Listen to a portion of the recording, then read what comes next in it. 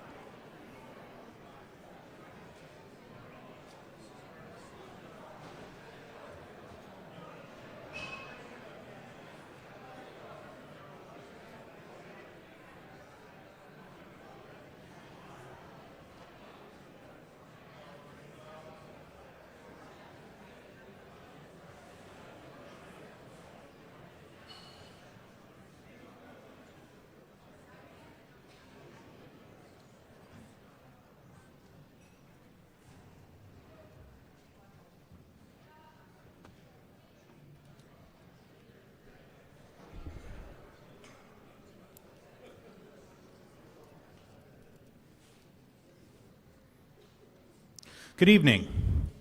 I'm John Miko, the president of Founding Forward, and it's my great pleasure to welcome you to tonight's program.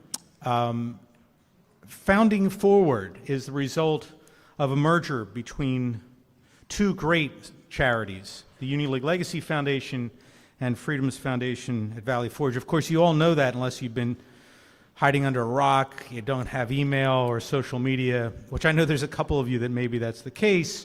But we are this new civic education organization. Now, of course, the Legacy Foundation's been doing a lot of civic education for many, many years, in fact, since 1947, but we determined we needed to do more. And the answer to that was Founding Forward, and this great civic education organization, Freedom's Foundation at Valley Forge. For those of you that don't know, Freedom's Foundation, 75-acre campus, beautiful campus in Valley Forge, founded by Dwight D. Eisenhower in 1949, and has been educating teachers and students about the values and principles that we all care so much about. And we need to do more and more of that, and that's going to be Founding Forward. So I thank you for all of you who've been supportive of our work. If you haven't yet been supportive, we will make sure you understand how you can support us. It will take more resources. We will need more to fight this crisis in civic education. And so I look forward to your support. Before I do a few other pieces, let me just take a moment to ask you to silence your cell phone. We will have a question and answer at the end, and I'll moderate that with the microphone. Please use the microphone. We are streaming live, so we want to hear your questions. We do have another program. We're actually going to take a little break from speakers' programs because Good Citizen Day is on March 20th. But on the 28th, we have another program, Public Affairs, Exploring Energy, Security, and Economics at Home and Abroad. That's on the 28th of April. What we do is made possible from the dedicated staff that we have. I want to just thank one of those staff members, formerly of Freedom's Foundation staff, now the Chief Learning Officer for Founding Forward. Please welcome and thank Jason Rea, who many of you already know. Jason. And our volunteer leadership is just really the best group of people I have ever worked with from a volunteer perspective. And to introduce tonight's program is one of those great leaders, the chair of our Strategic Planning Committee, our Education Committee, on our Executive Committee. I can't imagine giving him more, but we probably will. Please welcome Steve Target. Steve.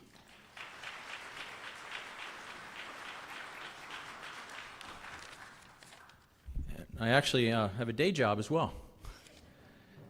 Well, ladies and gentlemen, welcome to Founding Forward's second Liberty Series lecture of 2024. Tonight's distinguished speaker is historian and scholar Wilfred McClay, who holds the Victor Davis Hanson Chair in Classical History and Western Civilization at Hillsdale College.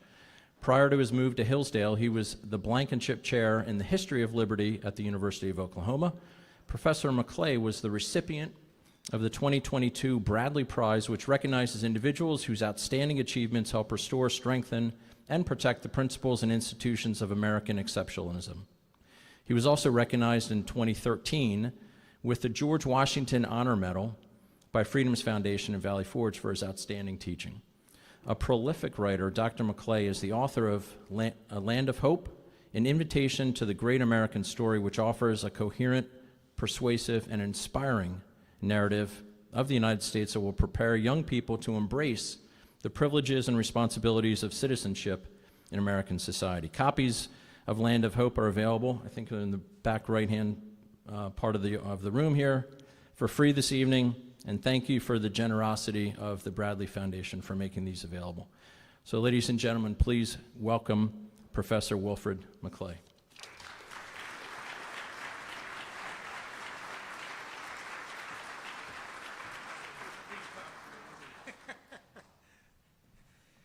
Oh, it's so wonderful to be here. And thank you, Steve, for mentioning my Freedom's Foundation Award in 2013. I was going to mention that because of this felicitous union of two wonderful organizations that I've had a part in. And it's wonderful when you see a couple get together, you know, and you like them both, and you just wish them a wonderful and long and productive whatever.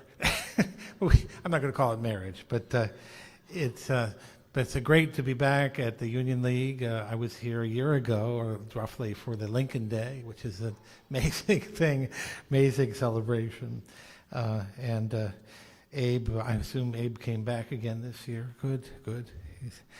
My topic, the remembered past and the American future, it's uncanny the degree to which it echoes the name Founding Forward, a paradoxical name, and yet I think in a way my whole talk is built around the idea that looking backward involves looking forward, and looking forward involves looking backward. And so I will just give you at the outset a kind of epigraph to keep in mind as I proceed. And this is from no less than Edmund Burke, from his book Reflections on the Revolution in France, published in 1790. But it's a very simple phrase. People will not look forward to posterity who never look backward to their ancestors. Now I'll say that again. People will not look forward to posterity who never look backward to their ancestors. Okay, and I'll take questions now. Well, thank you. Thanks to Edmund Burke. We live in anxious times. But there have been many times in our past that were far more anxious, in which the reasons for anxiety were more compelling. We need to remember that. Consider, for example, the situation facing the world in the early months of 1941. Hitler's triumphant armies controlled continental Europe. Only the British Isles managed to hold out. And when the future of liberty looked very dim, civilization itself seemed imperiled. Yet at that moment, the novelist John Dos Passos wrote these words: "In times of change and danger, when there's a quicksand of fear under men's reasoning, a sense of continuity with generations gone before can stretch like a lifeline across the scary present." It must have been tempting for Dos Passos as a journalist, and as journalists are wont to do, to say the present situation was utterly without precedent. The past had nothing to teach the present. After all, had the world ever seen a more fearsome and pitiless armed force, a fighting machine, than the one Hitler had assembled? But Dos Passos chose to convey an exactly opposite message. He urged that we look backward, reaching back to a past that could be a source of sanity and direction, a lifeline of sustenance and instruction. Such training of the mind ought to be at the very core of education for democratic citizenship. We neglect an essential element in the formation of our citizens when we fail to supply our young people, and other people as well, with a full, accurate, and responsible account of their own country. That's what the formal study of American history should provide. Our knowledge of such things doesn't come to us automatically by birth or cultural osmosis. The knowledge must be acquired, and once taken, it needs to be made our own, a part of our shared consciousness, our common memory. And that's something we're failing to do, consistently failing to do.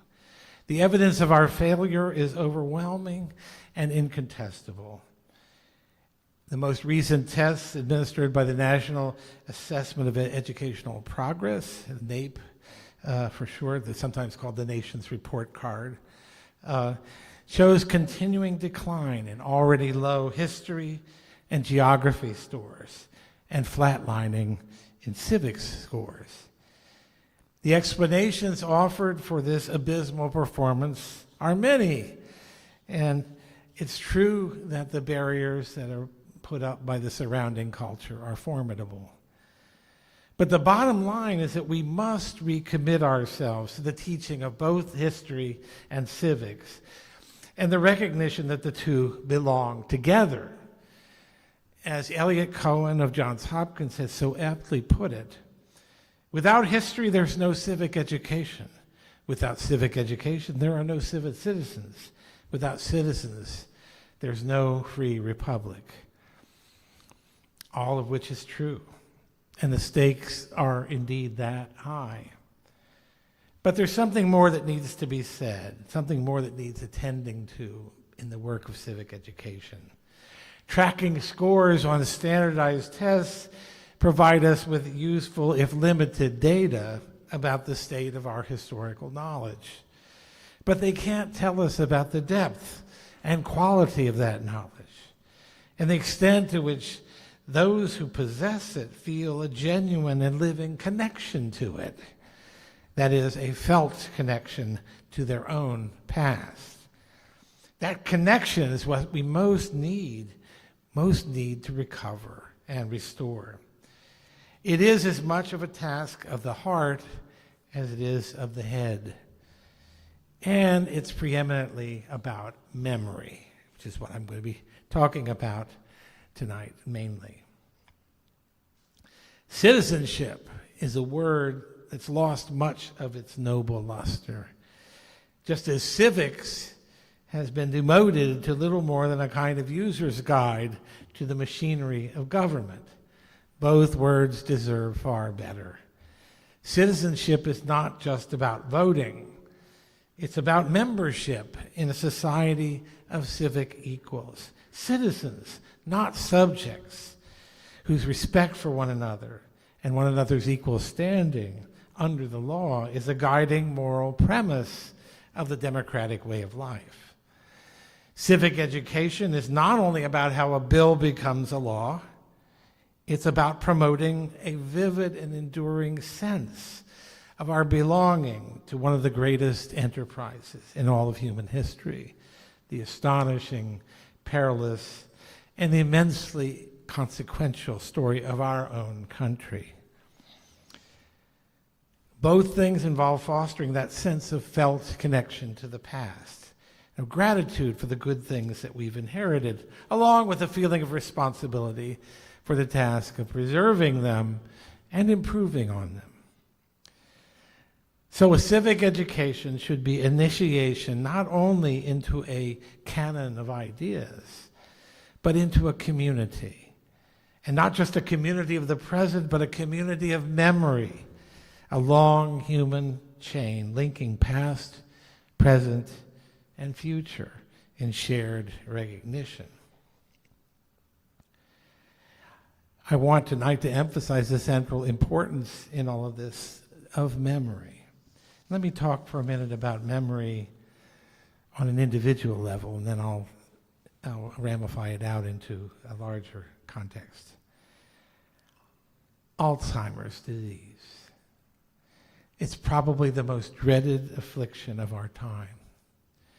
It's dreaded because by slowly robbing its victims of their memories, it slowly robs them of their fundamental identity, their sense of who and what they are. Too many of us today have had the unsettling experience of looking into the eyes of a loved one afflicted with this appalling disease and being unsure whether the person we once knew so well is still there behind the eyes, whether he's even capable of remembering who he is or recognizing who we are, whether he still participates in any meaningful way in the lifelong relationship that subsisted between us. Without the capacity for memory, he soon slips away from us, from himself, and from our shared world, and finally vanishes into a fog of unknowing, a darkness inaccessible. We see the importance of memory by seeing what happens to us when it goes away. What's true for individuals or couples or families is also true in its own way for nations and peoples. What memory is for individuals, history is for civilizations. And without the reference points provided by a broadly shared historical consciousness, we soon forget who we are and we perish. A culture without memory will necessarily be barbarous and easily tyrannized, even if it's technologically advanced. The incessant waves of daily events occupy all our attention and defeat our efforts to connect the past, present, and future in a meaningful way. It's a different kind of fog of unknowing than that of the Alzheimer's sufferer. The one that sounds a lot like the mental state of children or of all too many adults in this churning and distraction-filled world that we've come to inhabit today. Yet there are some crucial differences to be pointed out here. No one can be blamed for having contracted Alzheimer's disease. It's an organic condition whose causes we do not yet fully understand, let alone have the ability to cure or prevent. It's not a choice. But we, the American people, can be blamed if we choose to abandon the imperative requirement to know our past, and if we fail to pass that knowledge on to the rising generations. We can't attribute that folly to the sinister effects of some disease. It will be strictly our own fault. We will be the ones responsible for our own decline. And our societies come dangerously close to that very state, having lost a general grasp on the larger trajectory of our own history. It's small wonder that so many young Americans now come into adulthood without a sense of membership in a society whose story is one of the grandest enterprises in human history. That this is so is a tragedy, and it's also a crime, the squandering of a rightful inheritance. The fear that we Americans might lose our national soul by forgetting who we are and where we came from is not something new. This actually is a little bit reassuring to know this. Abraham Lincoln had the same fears. And as a young man, a very prescient young man, his first major speech, the Lyceum Address, was an extended lament over the possibility that the great achievement of 1776, of that generation, the generation of 76, as he said, that generation was being betrayed in the nation's descent into violence and lawlessness in the 1830s. The fear of such possibilities has been a perennial problem, arising anew in nearly every generation of our republic. In our own time, the problem takes the form of a strange paradox. While we know more and more about the American past due to the labors of many battalions of highly trained, very sophisticated professional historians like the people I work with, anointed with advanced degrees from impressive institutions, brilliant people with genuinely impressive achievements. But we actually know less because we lack a general grasp of the overarching meaning of our history, the kind of meaning that helps to give shape and direction to our lives, to the way we live together. We lack an adequate perspective on our own history, a perspective that allows us to see the great achievements of American history in their proper light, properly weighed against the admitted failings and shortcomings of that history, and properly taking into account the contrast between the dispiriting brutality of most of human history and the astonishing prosperity and freedom and potentiality of our own. We lack a shared sense of the exceptional nature of our pioneering experiment in self-rule.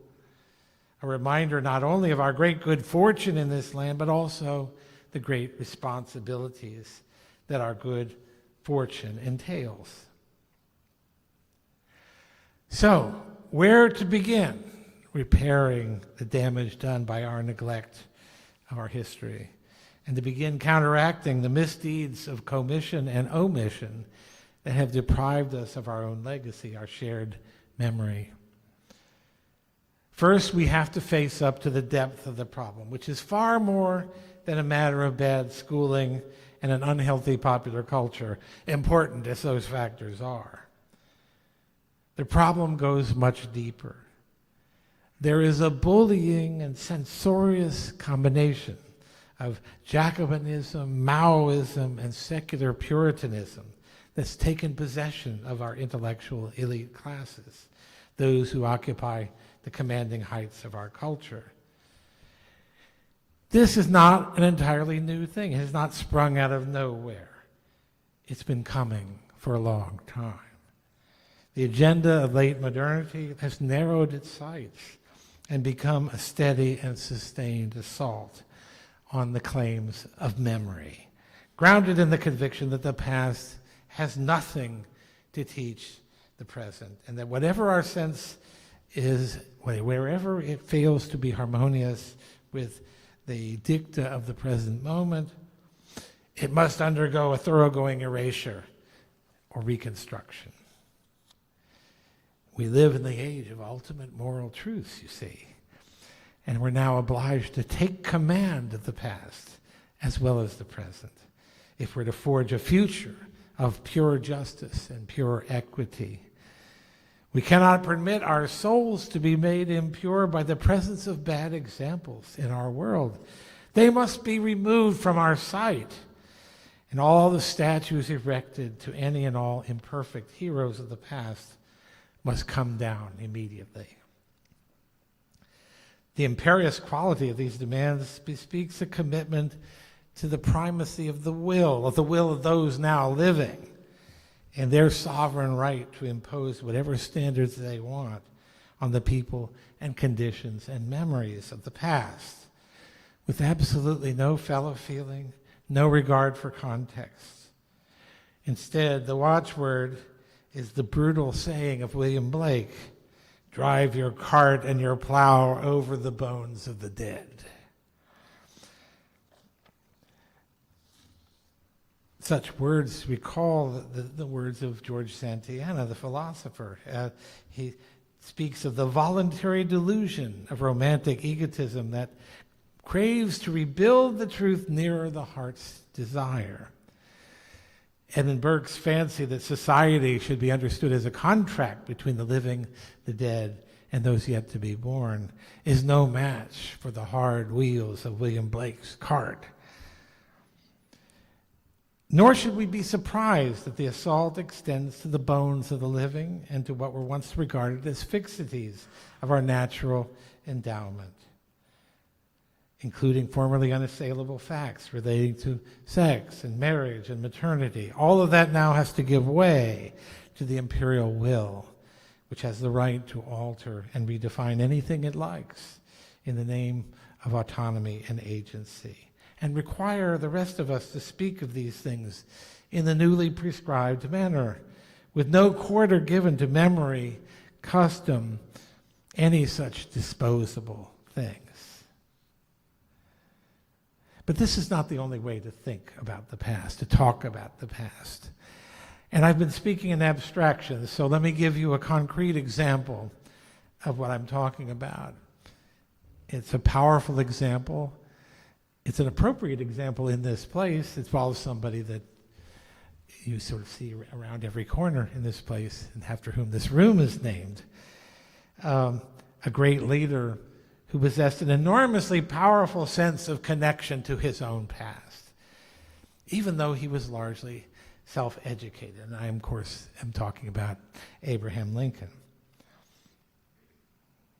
We all know that Lincoln was a voracious reader. He had essentially no formal education, but he acquired a peerless sense of English, of the English language, from his reading, including Shakespeare's plays and the King James Bible. But it appears that, just a little special interest here, he read very little history as a young man. The only exception to that we know of for sure is that he read Mason Weems's 1799 biography of George Washington, a book few would read today, and certainly not for its accuracy. This is the book that retells the story of young George chopping down the cherry tree and then going on to illustrate his character by saying he couldn't tell a lie about that. Lincoln loved that book. We don't know whether he loved that particular story, but I can't imagine he didn't. Of course, the mature Lincoln went on to develop a far more informed and sophisticated understanding of history. And yet, essential traces of that Weems history stayed with him for all his life, an enduring deposit in his mind and heart that would influence his view of the American Revolution and the Civil War and reflect his fundamental values. How do we know that? How can I say that? Because he said so himself. February of 1861, 40 years after he read Weems's book, the first reading of Weems's book, there were probably multiple readings. At that time, February of 1861, if you think, 1861, no, he's on his way to be inaugurated president. States are seceding from the Union all around him. And yes, he was on his way to Washington from Illinois to be inaugurated. And it was a very, very tense time. We were in unprecedented territory. Secession of states had been threatened before, including New England states, but it had never actually happened. It seemed plausible to say the nation was disintegrated before his very eyes. So Lincoln stopped off in Trenton. I know, why would anybody stop off in Trenton? Well, Trenton makes the world takes. That's their slogan. But I'm sorry, I couldn't resist. Trenton's the state capital, of course. And he stopped off in Trenton on his way to Washington and gave a couple of speeches to the upper and lower houses of the state legislature.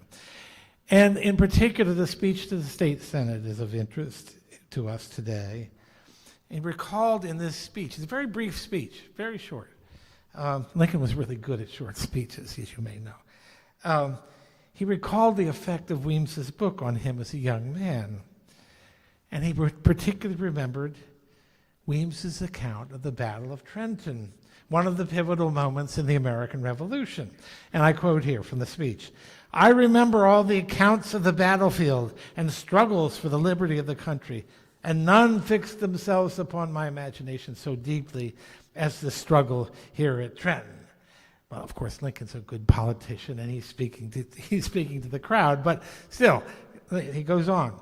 "The crossing of the river, the contest with the Hessians, The great hardships endured at that time all fixed themselves on my memory more than any single revolutionary event.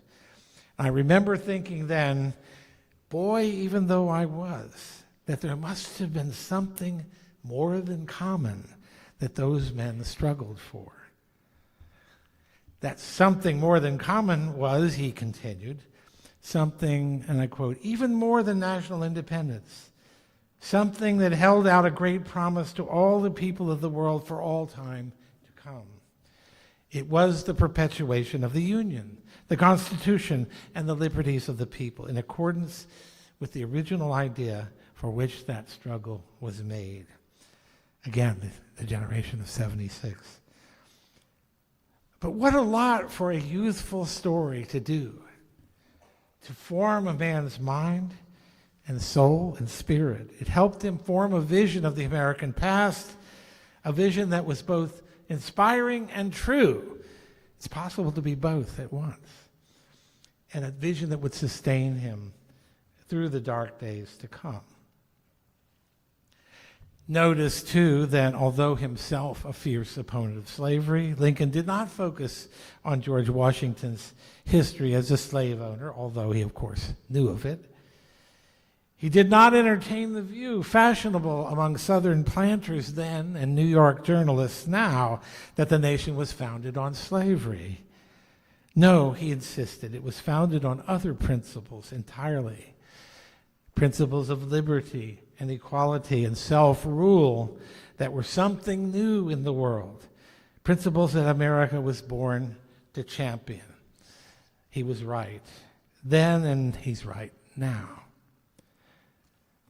So what are we to conclude from this example? Do historians need to retool and start writing inspiring fables like those of Mason Weems instead of hard-headed, dispassionate, factual accounts of the past based on careful and methodical research?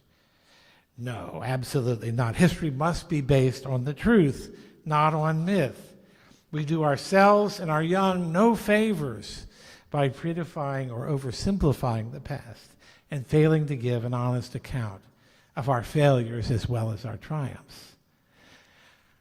But we also do no favors to ourselves or to young people if we fail to honor the magnificent achievements of our history and leave them out of accounting entirely, as has become too often the case today.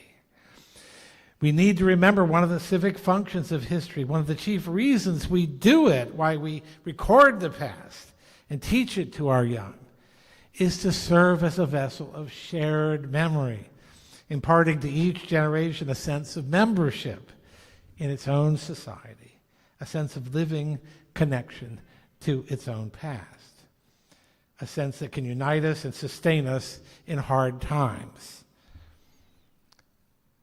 Lincoln brought that very connection to many of his best speeches, most notably his famous speech, another great brief speech, at the dedication of the Soldiers' National Cemetery in Gettysburg on November 19, 1863. Just as he had done in Trenton, so he did in Gettysburg. Even as the war raged on around him, he reached back to the nation's birth in 1776, 7 years ago, as one of the great achievements in human history, a precious legacy to whose preservation of which the deeds of the present ought to be dedicated. He found in the American past a source of sustenance, a steadying influence in a time buffeted by chaos and fear, a source of renewed courage and determination. So it can be for us. Our young people deserve nothing less. We're failing them and our country so long as we fail to give them a rich and sustaining sense of their own past, a sense that's both truthful and inspiring.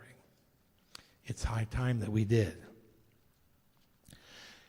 Consider the alternative. If a great story of estimable things can give us courage and hope in hard times, does it not stand to reason that the promulgation of an inglorious story of relentless failure, mendacity, cruelty, and despoilation can have the opposite effect. For the inglorious story, too, is a kind of civic education. We are tenderly solicitous of the safety of college students who might be exposed to ideas and words they may find upsetting. But why do we not think about the effects of the inglorious story that they're taking in? Doesn't their picture of the world they inhabit profoundly affect their sense of life's possibilities and prospects, and the prospects of their own country? Shouldn't we consider whether the remarkably high indicators of unhappiness among our young people, and not only young people, are partly traceable to a massive loss of morale and hope? Suicides among Americans aged 10 to 24 increased by more than 50% between 2007 and 2017. Of course, that's even before COVID. A Pew study found 70% of the teens think anxiety and depression are normal problems for their peers. 50% see alcohol and drug addiction as common. The list of pathologies go on and on. You've heard many of these same statistics, I'm sure. And I'm concerned about them. Any sensible person would be, should be. It's hard not to think that they presage a kind of moral collapse. No one would deny there are material factors, such as the changing economy in the world and the nation, at work in these trends. But the morale of a nation is ultimately a question of spirit, not matter. One cannot deny that by moving into the vacuum left by the absence of a genuine civic education, as well as the decline of traditional religion and the decay of family and other traditional structures, this, what I'm calling the inglorious story of America, has been gaining the upper hand on us, playing a powerful role in sustaining our low morale, saturating our young in debilitating ideas about the past, present, and future, leaving them isolated and anxious. The commentator Dennis Prager has put the matter pithily, quote, "The reason so many young people are depressed, unhappy, and angry is they've been told that God and Judeo-Christian religions are nonsense, their country's largely evil, their past is deplorable, and their future is hopeless." And many students tell me, although I must say not so much at my own college, many students tell me without irony that they believe 2024 will be the worst year in all of human history. Imagine what will become of them when we experience really tough times, as we are sure to do, and maybe sooner than we would like to think. As the great Austrian psychiatrist Victor Frankl observed, we human beings can bear almost any kind of material deprivation and suffering except for deprivation of meaning. Frankl says, those who have a why to live can bear with almost any how. And without that why, almost any how can defeat us and overturn our best intentions and hopes. These matters go far deeper than civics as it's conventionally understood, but it's not too much to claim that a robust civic education, which seeks to impart, and I quote from Dos Passos, that sense of continuity with generations gone before, and begins the process of locating one's life in a meaning far larger than oneself, is an important step back from the brink, from this dangerous precipice on which we stand. We don't have a moment to lose to get started. And as we do, remember Burke's words, people will not look forward to posterity who never look backward to their ancestors. Thank you very much.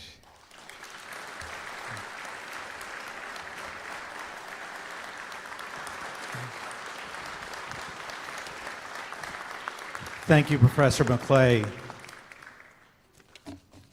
Do we have some questions? Yes, right here, Admiral.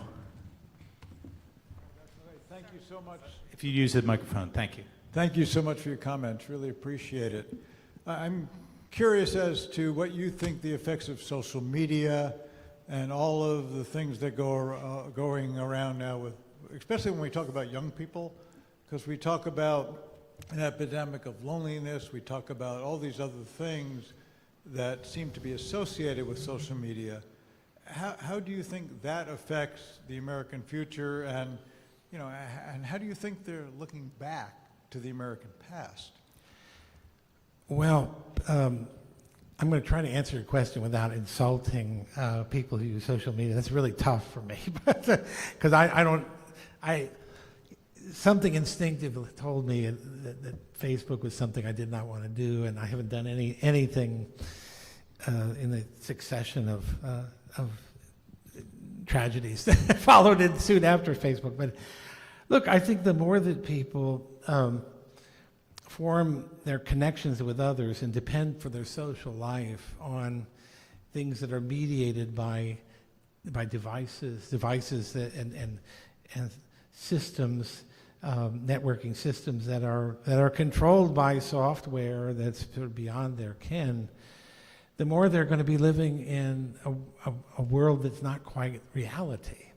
And the more they're going to be ill-informed about issues that consulting books, printed materials, things that are vetted by figures of authority in the larger culture will help them become informed through those means. So I think it's terrible that, I forget the latest tally of, I think that people under the age of 21 get 55, 65% of their news from TikTok, and there all these horrifying statistics. And I have to say, though, that this has been accompanied by a collapse of a lot of the authoritative figures and institutions that we used to rely on for a dispassionate, neutral, objective, data-informed account of things. And look at the feelings that almost all of us have about our public health establishment at the moment. As a prime example of that, look at it the way we regard most mainstream journalism. There's any number of ways in which authoritative figures of the past don't really carry the same weight. So you have this corrosive effect of social media, which is just a kind of anonymous form of gossip, in which people congregate around the ideas and memes and expressions that most people seem to share. Everybody wants to sort of be with the flow of things, and instead of developing a real capacity for an analysis, critical thought, and all the things that go into making an informed and responsible citizen. The more that's the source of knowledge, the weaker I think we become. The weaker citizenship itself becomes. And that's another thing. The whole concept of citizenship is I think weaker than it's ever been in our history right now. And so there are a lot of factors that the rise of social media sort of play into. But I think we know that the amount of screen time that young people are committed to borders on a kind of addiction, and it's bad for them. It's bad for their cognitive abilities. It's bad for learning. It's bad in every way. If I may make a comment about my book, Land of Hope, that I think you mentioned that, didn't you? Or Steve did. But anyway, when I wrote this textbook that's lurking on the edges here of the room, I wanted to write a book, and I didn't want any sort of jazzy graphics or sidebars, lots of photographs. I wanted the students to come to it with the experience of actually reading a coherent text, a comprehensible text. You'll find it's actually very, very accessible. which is something that the major textbooks are not by and large. They're jazzy looking and they're illiterate. It's sort of a double whammy. I wanted, because I think there's no substitute for books, and all the studies comparing screen learning with literacy, reading from reading printed materials always fare much better. So, you would think by now, if it was just a matter of adapting to screens, that would change, and it hasn't. So I think we've made some rather boneheaded mistakes just plunging ahead with digital media and social media in particular, and I don't know how we put the genie back in the bottle, but we need to, teachers, I don't know whether there are any teachers in the audience, but teachers have a tremendously hard time dealing with devices in the classroom, with phones, and I think it's a great idea for schools to confiscate or make students sort of lock them away before school and just not have them interfere with things. So I'm rambling a little bit here, but the general effect of social media, I think, has been negative. You think? Yeah. I'm hedging my bets, a little bit. Jason over here. Thanks for a great talk. You're a professor at college. I have a two-part question, basically. How bad is it out there in terms of the substrate coming to you from high school?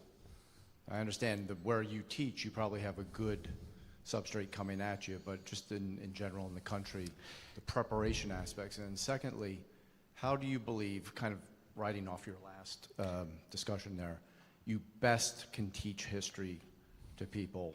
How do you connect the best to this young generation? Thanks. That's a great question. I'll say I've taught a bunch of different places. I've taught at Tulane. I taught at the university for 12 years. These were not like one-year appointments. I had 12 years at Tulane, 14 years at the University of Tennessee, and 8 years at the University of Oklahoma. And I've been at Hillsdale for 3 years. If I had any sense, I'd have retired. But I just can't help myself. I have to keep going. And actually, I love and believe in Hillsdale. And I just had an opportunity to go there, and it was an offer I couldn't refuse. But so I've experienced a lot of different settings, and I think it's